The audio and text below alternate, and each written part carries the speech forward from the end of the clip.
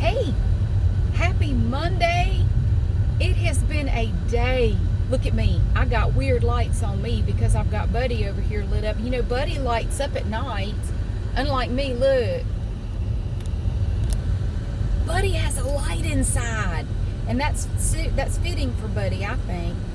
My God, my day, I have been going from pillar to post since I got out of bed this morning. I didn't even get to eat lunch until about 4 o'clock this afternoon. My goodness, what a day. I'm going to pick up pizza right now from Domino's. I just left an exercise class and I did something to my shoulder. My shoulder hurts. My shoulder's mad at me. I don't know what I did to it, but I wrenched it or something, and now it's pissed off at me. So I'm trying not to move my arm around too much. I got to tell you what happened today. Well, two things. Okay, so I got my first estimate to get the masonite removed from the house and get all the masonite off. And let's see, the masonite covers approximately 75% of my house. So to get all that taken down, and the guy that came out was very knowledgeable when it comes to siding and masonite and construction and this and that. Oh my word, I learned more today about siding than I ever wanted to know. He was at the house for about 2 hours looking at the siding, telling me about masonite, why it was popular, like the history of the company. And I'm sitting here like, dude, I didn't want to interrupt him because he seemed tickled to death to talk about it. Like it just was making his day to be able to talk about masonite. I didn't want to interrupt because it seemed like he was having fun talking about it. So he told me all about masonite and why it deteriorates. And he told me about all the different types and grades of vinyl siding and why some are better than others and the kinds you want to avoid, and the stuff that goes behind the siding and the stuff that goes over the OSB board stuff. And oh my stars. And we walked all around the house and we looked at everything, and he looked at some of the siding and said, well, this is why on this side it looks like this, and this is why the underside here it looks like this, and your gutters up here are like this because of this and that. And I'm like, dang. But I'm sitting here like, I just wanted to say, like, dude, that's awesome. But this is actually my lunch hour. I had a ton of stuff I needed to get done today. Long story short, it didn't get done. I got to go back home now. It's after 7. I have to go pick this pizza up, and then I have to go home and keep working because I still have another patent application to file. He talked me to death about masonite and vinyl siding.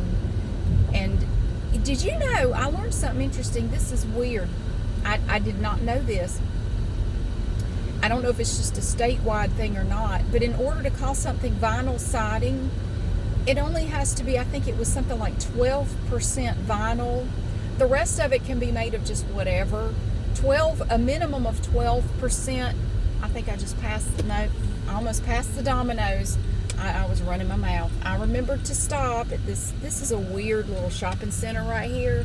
What have we got? We've got Domino's. There's a store right next to it called House Full. I don't know what that is, but it's all like they got the windows covered. Bill's Jewelers, Boost Mobile, Subway, Smokehouse, Tobacco and Vape, and a sign that's not lit up. What is this? We've got Mount Air Recruitment Center. That's the chicken processing plant. Dominican Hair, and then a big S. La Casita, authentic Mexican food. I don't know, honestly. This shopping center sounds like a good time to me. I could go get me a new vape pen and some menthol juice. I could get a phone. I need a battery for one of my watches. I wonder if they could put a battery in it at Bill's Jewelers. House Full, I don't know what goes on in there. I don't know that I want to go in there. And I could get some pizza. I'd rather have the Mexican food myself. Anyway, I'm going to go in here in a minute and I've got some pizzas to pick up here. And then I got to drive. I am nowhere near the house. I'm going to have, this is where we were meeting for our class tonight. One of the, damn dude, just blind somebody. One of the instructors for our exercise classes is a former military. He's pretty well off. He has his own, like, a construction company or something. And we met somewhere to work out. It's actually really nice outside. You are blinding the shit out of me, dude. I'm gonna move. I don't have to sit here and put up with this. That's one thing I've learned. The older I get, don't put up with annoying stuff if you don't have to. Don't just run your mouth and complain. You can fix it. I need to tell you about what else happened today. So, well, anyway, long story short, that's better. Long story short, my house needs a lot of work, which I was afraid of. I knew it was going to be bad, but I didn't have any idea generally, like, how much is it going to cost to get all that masonite ripped down. The house may need to be rewrapped. You know, I don't know how the insulation is. I don't know what condition the wood is behind the masonite. Yeah. Well, this is just my first estimate. I'm going to get some more estimates. Let me just say, if you want to have anything done that involves any kind of labor or materials right now, get your checkbook out. Lord have mercy. This estimate was somewhere in the neighborhood of $21,000 for everything, labor, materials, everything, to replace all that masonite. Around $21,000, which I knew it was going to be a lot. I mean, I knew this was going to be the most expensive thing I've done to my house thus far. By far, this is the most expensive thing. The second most expensive thing was when I had all 17 of the windows replaced. That was about $10,000. So I'm gonna talk to some more people. I got a couple more companies coming out to look at it. I'm gonna go ahead and tell them, you can skip the whole speech about masonite. I don't need. I know more about masonite than I ever wanted to know. All I know about it is it sucks and it crumbles and I want it off my house. The rest of that, I didn't need to know, but it just seemed to just tickle him to death to talk about it, and I just had to let him talk about it. He was so knowledgeable, and it was very helpful, and I said, thank you very much. I have the estimate. I'll be in touch. So I got a couple more companies coming out. I've got one coming out tomorrow and another one on Thursday, and we'll see what they have to say. Anyway, so I got threatened Friday by Crazy Lady, and that's just what we call her. I'm sorry, it's no offense to anyone, but that's just what we call her. Well, they said they were going to have behavioral health come out and talk to her. Well, I was working this evening right before I came to this class. I was working, and I had my earbuds in because my son was on the Xbox and he was being loud, so I was just listening to like white noise, trying to work.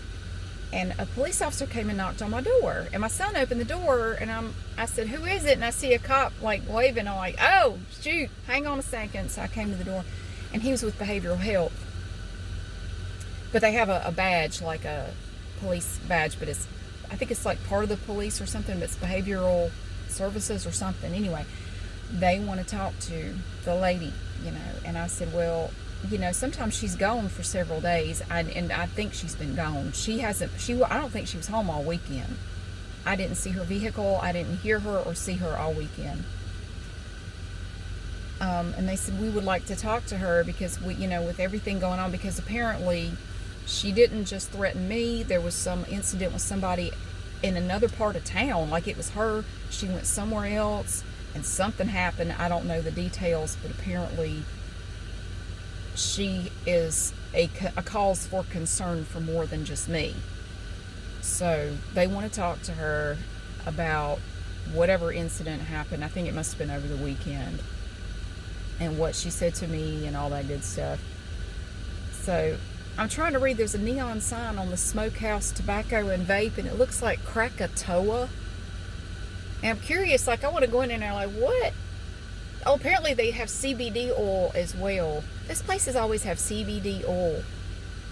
And Krakatoa. Isn't that like a volcano? What the hell? Anyway, yeah, there's a Subway too. I don't like Subway. I don't. My kids love Subway. I think it's gross. It stinks in there to me. It always stinks in Subway. It just stinks. Ugh. I hate going picking up sandwiches for them. I never get anything because I don't like Subway. Ugh. I am not a fan. So anyway, they're looking for her. And I got a text from one of my neighbors while I was going to. I just left my exercise class, and one of my neighbors texted me and said, "Yeah, the police are at her house right now. They are talking to her. I don't know, maybe something will happen, but they have gotten in touch with her."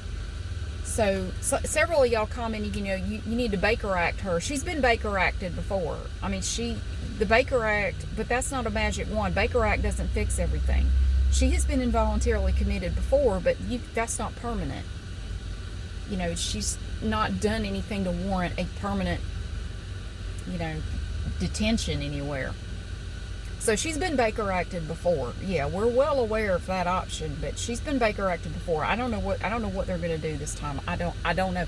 They may not do anything. I may get back home and she's out there screaming and hollering. I don't know. But so anyway, as much as she gets on my nerves, and as much as I am sick of her, I truly hope that they can do something for her. If for no other reason than to prevent her from doing something terrible to somebody. I would hate for somebody to end up hurt or worse because of her. And because she needs help. I cannot imagine what it's like to be, I cannot imagine what it would be like to have to live her life. I wouldn't wish that on anybody. Bless her heart. I mean, she's got to be miserable. I do feel for her. I really do. But like I said before, when she started screaming at my kids and terrorizing them, a lot of my sympathy went out the window. It's easy to sit there and say, you need to have sympathy, you need to have patience and understanding. Well, you haven't had her as a close by sort of neighbor for a year and a half. She doesn't call your kid Hitler and threaten to kill you.